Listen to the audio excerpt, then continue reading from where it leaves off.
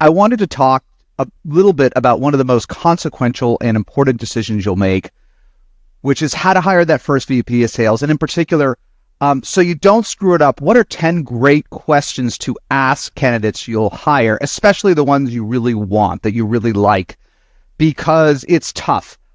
If you don't make the hire, generally speaking, almost always, in fact, you will stall out, whether it's at 1 or 2 million or 4 or 5 million, which I find the most common point, or later. Most of us need a VP of sales to scale. We'll start off finding a way to get those leads with founder-led sales, and we'll close these early customers with hyper affinity for your feature poor product.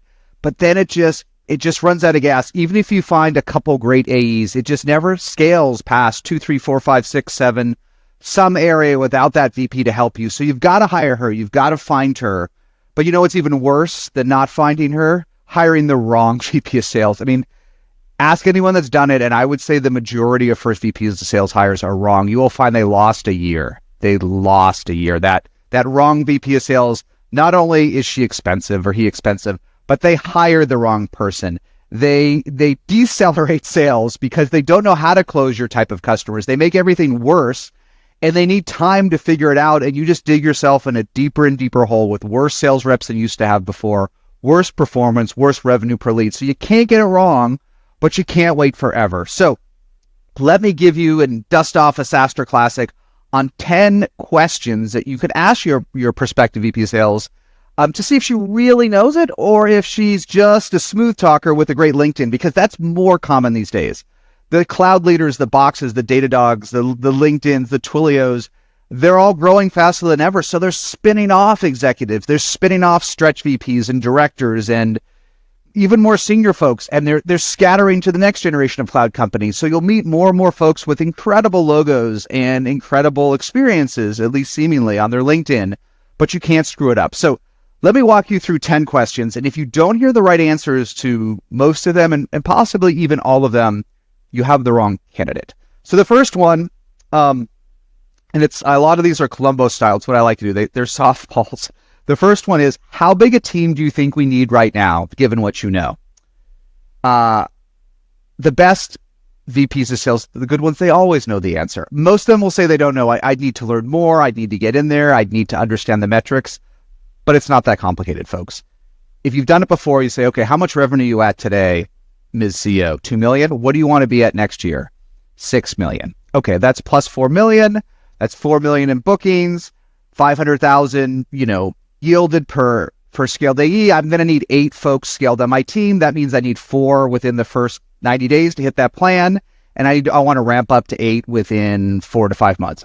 That's a great answer. Might be a little bit wrong, might be a little bit right, but it totally ties to really basic math of how much capacity do you need to hit a plan. But I will tell you, folks that haven't really done it, that haven't really planned on hitting a number, that haven't really managed a team that together had to hit a plan, they can't do that math. They can't do it. And they'll almost always say, well, I would need more time. I would need to really dig in there to learn it's not true. It's X bodies for X amount of bookings yields X amount of growth. So if they can't answer how big a team do I need to hit the plan, pass. They may be great at some things, but they're not ready to be a leader. The next one is, what deal sizes have you sold to on average? And this is important because sales is a certain playbook for sure, but especially at a given deal size. Basically, all $5,000 a year deals are sold the same way. 20,000 the same way. 200,000, 1 million. There's a certain set of skills from hyper transactional to field, and you're taught them over time. You may not even realize you have a very differentiated skill set, but you do if you've sold in a band. And you can take a little bit of risk here. You can take a risk that someone's mostly sold 20K deals, and you can let them stretch up to 50 or 60, knowing that probably means they'll leave some money on the table, but close faster, right? If you take someone that's been in a slightly lower AC environment, they probably can move more quickly because they have to close more deals per year, but they're not as great at maximizing the deal size, at turning that deal into a massive 6-figure deal. And that may be okay. Someone that's done 20K deals and a handful of 50 or 60s maybe can stretch to 50 or 60, but someone that's done $2,000 deals is not going to be able to stretch to 100K deals, or vice versa, 100K to 2K. And make sure the answer you get is honest, because people will fudge it. They will have worked in heterogeneous environments of small, medium, and large deals, but the truth is they mostly worked on one type of deal. So there are exceptions, but I've almost never seen it work where someone principally sold a very different deal size could flex to a different deal size. And make sure you get an honest answer here. Share your concerns about your own ACV and deal size, and make sure you have conviction around the answer. Third one, this one is, the first three are perhaps the most important on the list, but which is, tell me about the teams you've managed and how you built them.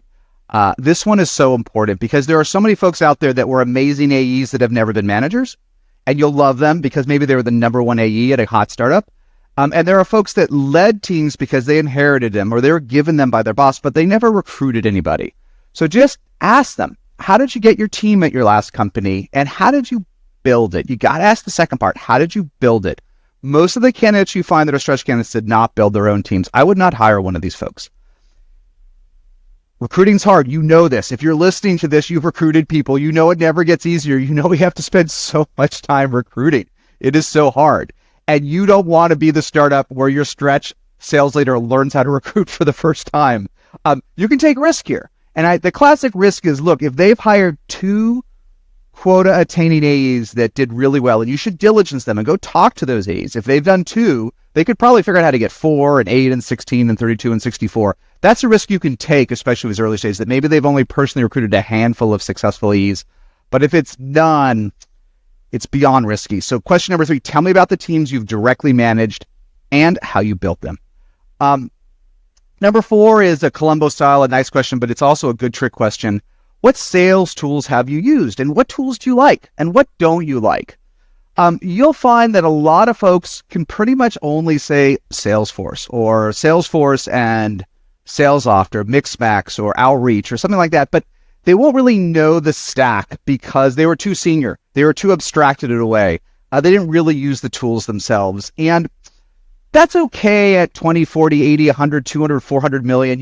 That's what dashboards are for. Dashboards are so your head of sales can hit refresh and track her empire. But I've found that at least for an initial VP of sales, a first hire, folks that don't understand sales tools very well, they're never the one you want. They're not the sales leader. They're not trying to figure out efficiency, which tools do the most, whose calls should I listen to with Gong or Chorus, how do I route my leads properly, how do I do lead scoring, how do I map, do I even do crazy things like territories, how do I handle sales compensation?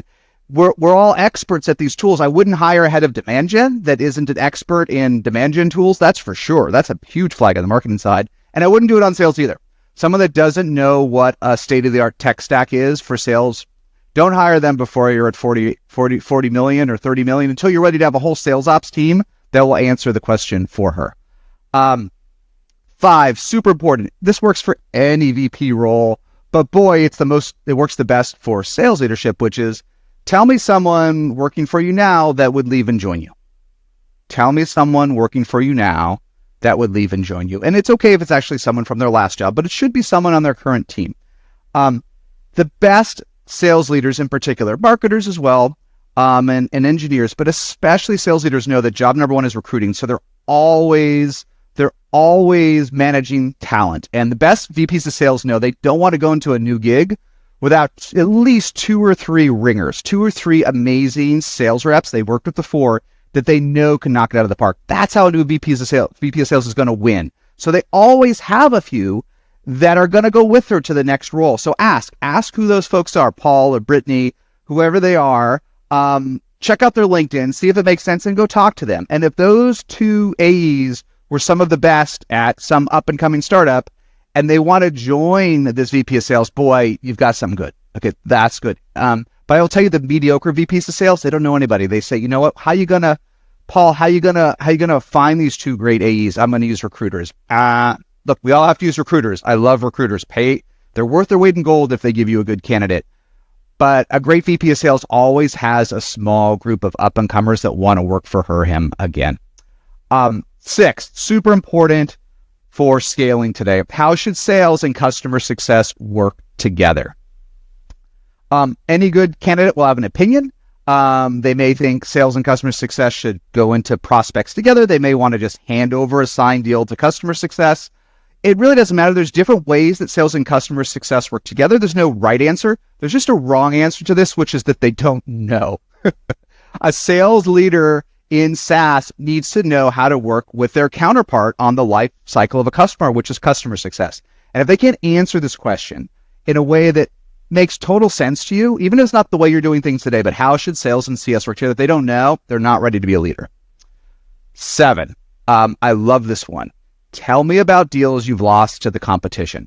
This ferrets out so many things. First, it ferrets out if they can sell in a competitive environment.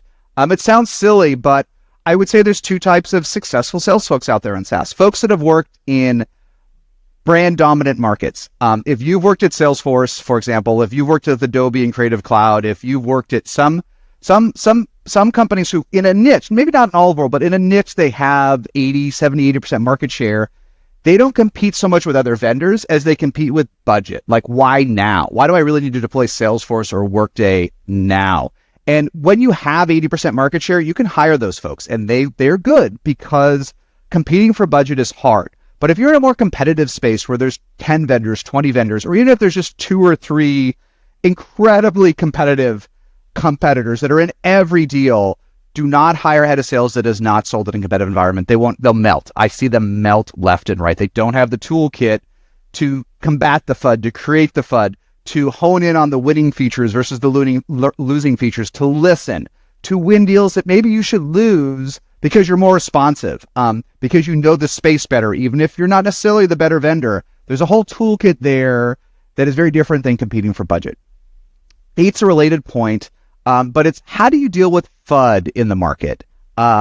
This will tell you how they compete and win. What is FUD? Fear, uncertainty, and doubt. When your competitors say things that are lies, that are half true, that used to be true, but are no longer true because you've closed that feature gap, you fixed that security hole, you don't go down any longer. How do you deal with that? Because FUD is so stressful and annoying when you think you're going to close this big prospect and the competition says something about you that's not true and the prospect believes it.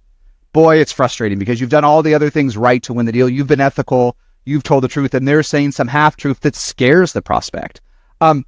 There's no perfect answers to this, but I love to hear how a VP sales that wants to win deals with FUD, and you'll learn how she thinks in her head, and you'll learn if she can compete or win.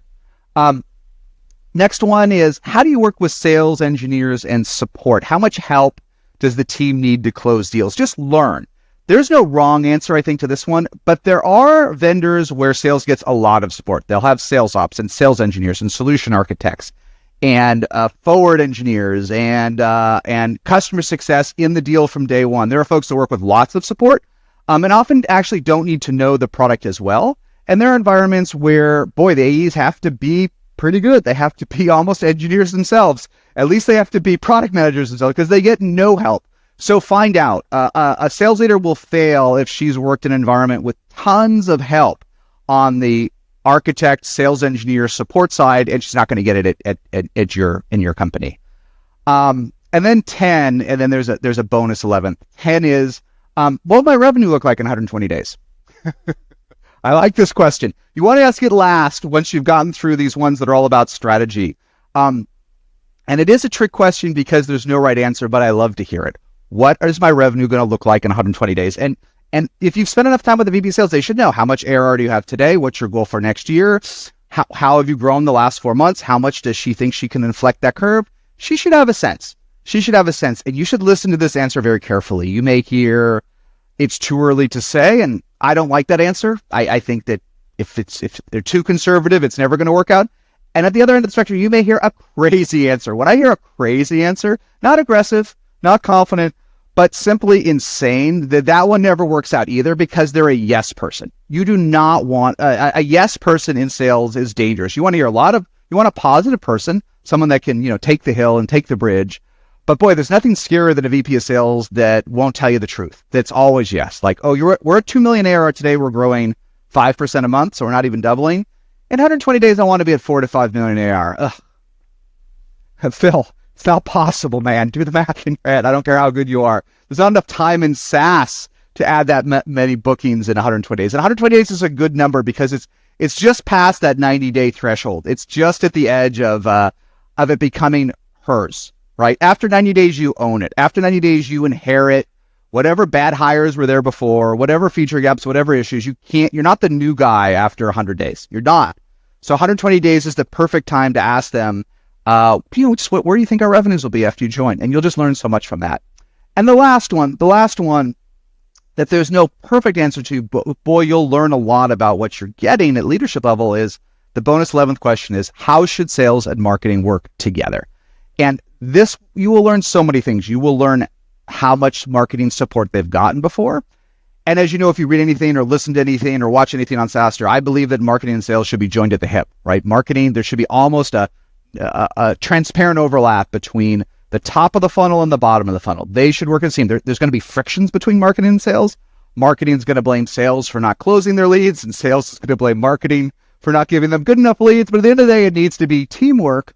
So I really want to hear how a sales leader has worked with marketing before. And sometimes they haven't. Sometimes they've gotten a raw deal where they never got any help from marketing. And that's okay to learn. That actually means if you go find her a great VP of demand gen to help, wow, then watch what happens when you take someone that's never had any demand gen help and give them that help. Boy, that's magic. That is magic. That is just helping someone that did it the hard way, do it the slightly less hard way. And that's when I actually see the best performance. You'll also hear opinions and how they want to work with marketing and how they want to get leads. And maybe if you've never hired a VP of marketing or demand gen, you don't have one yet, maybe this VP of sales can help you. But you really want to learn how they work together with marketing to see how sophisticated they are and how much they can drive your overall revenue strategy, not just closing. So these are my 10+1 questions. They're not magic, but ask them. Ask these ones, and I'll link to the blog post here with the URL. But ask these questions. Ask them, and some of them have right answers. Most of them don't. But you will find out if they're a leader that can lead at your startup, and if they're a stretch candidate. Most of you will hire a stretch, someone that hasn't exactly done it before, but they've built a small team. They've hired a few great AEs. They have some good experience because those folks are ambitious. They can get a lot out of a startup. You may hire a stretch VP, but these 10+1 questions will make sure it's not a stretch too far. You have to get great answers, and they have to be, on whole, better answers than you've already figured out yourself. Good luck, everybody.